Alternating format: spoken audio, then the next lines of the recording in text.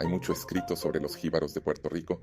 Había dos tipos de taínos, los que aceptaron el evangelismo y los que vivían apartados. Los apartados rebeldes se refugiaron en las montañas. Borinquen fue una jungla impenetrable.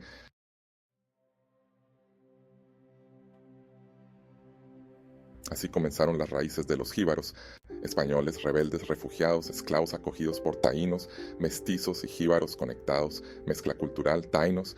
En algunos países latinos, jíbaro significa salvaje, describe animales asilvestrados, hombre de la montaña, campesino en Puerto Rico, aunque esta definición ha cambiado por los siglos.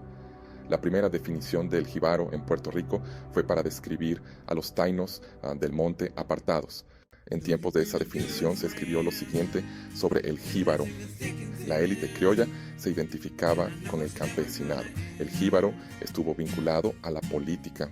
Entre los siglos XVI y XIX existieron varias clasificaciones: español, criollo, mestizo, castizo, mulato, sambo, morisco, albino, salta atrás, apiñonado.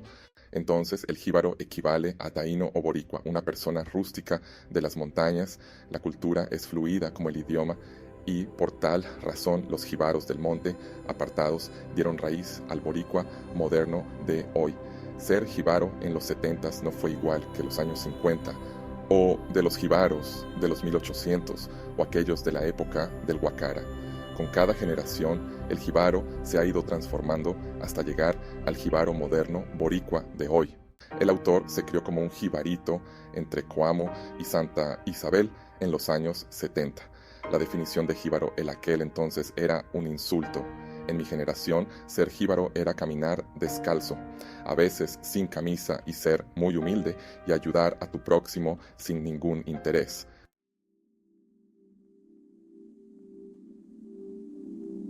Se piensa que la palabra jíbaro proviene del taíno y de ahí se propagó por todo Indoamérica.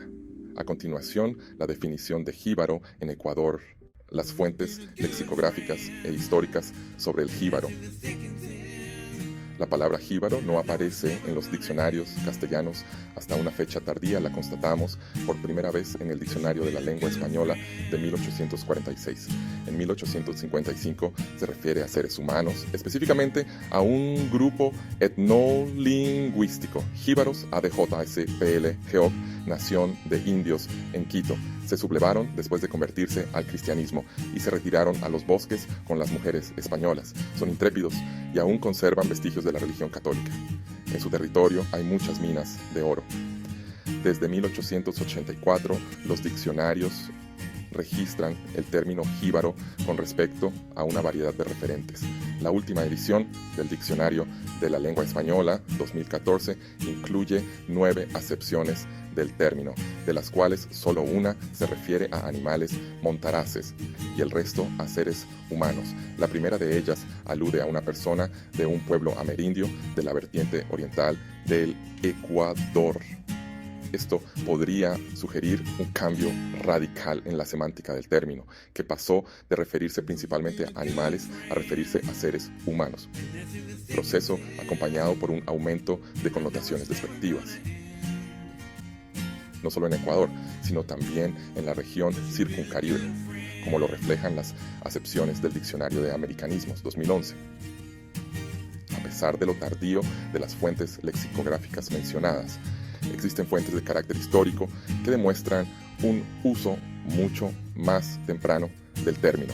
Por ejemplo, se encuentra en la narración de Juan de Velasco en su Historia del Reino de Quito 1789 sobre la rebelión de los jíbaros en 1599, mencionada también en latín Dain entidad para educación de ya citada del Diccionario Enciclopédico de 1855. Para entender un suceso tan memorable, la sublevación de los jíbaros, es necesario considerar primero algunos puntos. Primero, que las naciones indias de este gobierno de Macas permanecían todavía, sino en su totalidad, en su mayor parte, idólatras y gentiles. Segundo, que la nación jíbara, dilatada en muchos países, no fue conquistada en su totalidad, como ya mencioné, quedando el principal cuerpo de la nación libre y diseminado en los inmensos territorios del Morona y sus ríos y lagos colaterales. Juan de Velasco, Historia del Reino de Quito, tomo 3, 153.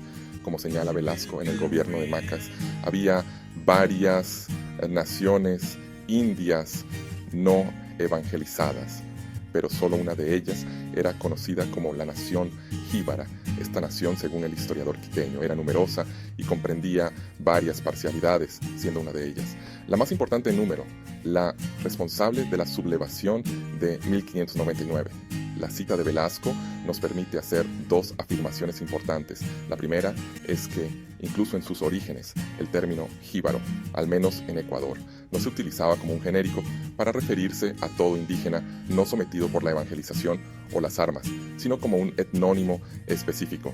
La segunda es que este etnónimo, sin embargo, tenía una aplicación amplia, refiriéndose a diferentes grupos dentro de una misma familia etnolingüística.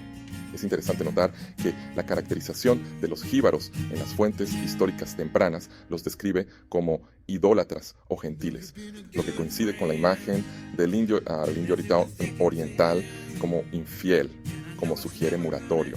A esta imagen del infiel se suma la del jíbaro propiamente dicho, cuyo término pasó a formar parte de la familia lingüística jíbara o jibaroana. Dada la connotación despectiva del término, en los últimos años se ha propuesto reemplazarlo por el etnónimo y autónimo Xacam, que significa gente. Revista Sarance No 45, la imagen del jíbaro en dos viajeros de los siglos XIX y XX. El término jíbaro añade rasgos de naturaleza belicosa, intrépida e independiente. Consideremos la caracterización de la sublevación de 1599. Sin embargo, siempre se ha observado una gran semejanza en la multitud de tribus, en el espíritu de independencia y en la gran aversión al yugo europeo. Las acciones de ambas naciones mostraron tanta similitud en esta rebelión, ya que establece dos imágenes equivalentes en diferentes latitudes. Esto evidencia que el mismo término recibió diferentes connotaciones en las distintas regiones de la América hispana. La imagen del jíbaro en dos viajeros de los siglos XIX y XX. La construcción del jíbaro en la literatura de viajes. Abordamos la construcción discursiva del jíbaro en dos narrativas entre 1870 y 1920. Discutimos la información histórica, biográfica y editorial de los viajeros. El primer relato es de Wilhelm Reis, publicado en 1880. Reis visitó Ecuador en 1870 con Alphonse Stubble. Se interesaron en las formaciones volcánicas de los Andes. El segundo relato es de H. E. Anthony, publicado en 1921. Anthony lideró una expedición a Ecuador en 1920. En Besuch bei den Jíbaros Indianern Wilhelm Reis, 1880. Reis comienza su relato con una breve introducción histórica de la región de Macas. Según Reis, los jíbaros fueron uno de los 3 grupos que habitaron la región de Macas. Un rasgo peculiar del jíbaro es su simbiosis perfecta con la selva. El jíbaro se mueve furtivamente por la selva en completo silencio, pero con un estrepitoso grito de guerra. El segundo relato pertenece a H. E. Anthony y se titula Por senderos a través de la selva del Ecuador, los cazadores de cabezas del interior del país. Apareció en el número de octubre de 1921 de H. E. Anthony. Lideró una expedición a Ecuador en marzo de 1920. Anthony era curador asociado de mamíferos del hemisferio occidental. El texto está acompañado por 28 fotos.